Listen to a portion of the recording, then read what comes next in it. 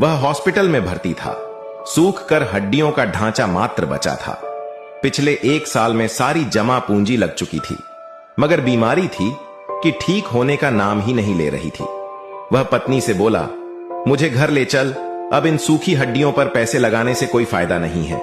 पत्नी बोली, घर बेच दूंगी, मगर जब तक आप ठीक नहीं हो जाते मैं हार नहीं मानूंगी जी। वह भरी आंखों से बोला, घर मत बेचना, सर पर छत नहीं रहेगी तो तुम्हारा और बच्चों का क्या होगा। यह कहानी केशव की है। नौकरी छूट जाने के कारण वह मानसिक तनाव में रहने लगा था। तनाव इतना बढ़ा कि नींद आनी बंद हो गई थी। हर समय सर दर्द रहने लगा था। फिर और बीमारियां भी होने लगी। ब्लड प्रेशर, डायबिटीज और दिल की बीमारी ने भी घर कर लिया था। उसके शरीर पर कोई भी दवा काम नहीं कर रही थी। केशव की पत्नी मीरा कई हॉस्पिटल बदल चुकी थी, मगर कहीं भी राहत नहीं मिली। डॉक्टर का कहना था कि मरीज खुद ठीक होना ही नहीं चाहता। वह निराशा और अवसाद में घिरा हुआ है। सारी जमा पूंजी खत्म हो चुकी थी। गहने बिक चुके थे। घर में जितना भी महंगा सामान था सब बीमारी की भेंट चढ़ गया था। सारे रिश्तेदारों ने हाथ खड़े कर दिए थे। फोन भी नहीं उठाते थे। करीबी रिश्तेदारों में केशव के भाई थे, मगर उनसे केशव का मनमुटाव चल रहा था, इसलिए उन्हें खबर ही नहीं दी गई थी।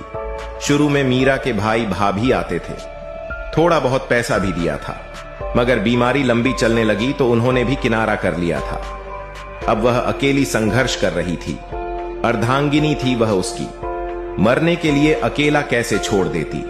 उसके पति का गांव में अपने भाइयों से पुश्तैनी जमीन को लेकर झगड़ा हो गया था, इसलिए बोलचाल बंद थी। मीरा चाहती थी एक बार उसके भाइयों को खबर तो करे, मगर केशव ने साफ मना कर दिया था। उसे भाइयों से नफरत थी। एक शाम हॉस्पिटल में केशव बेसुध सा बेड पर पड़ा था। उसकी पत्नी दोनों बच्चों के साथ उसके पास बैठी थी कि अचानक केशव के चारों बड़े भाई आ गए। आते ही भाइयों ने कहा, इतना पराया कर दिया क्या रे? इतनी बड़ी मुसीबत में होकर भी याद नहीं किया। पता नहीं कैसे भाइयों को देखकर वह सुबक पड़ा, फिर जोर से रोने लगा। बड़ा भाई बोला, माना कि तू बंटवारे को लेकर नाराज था, हक की लड़ाई को लेकर नाराजगी अलग चीज है रे, मगर मुसीबत में भाइयों की ताकत तुमने आजमाई ही नहीं।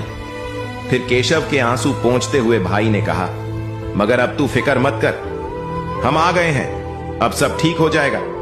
सचमुच भाइयों को देखकर केशव ने शरीर में एक अलग सी ऊर्जा का अनुभव किया।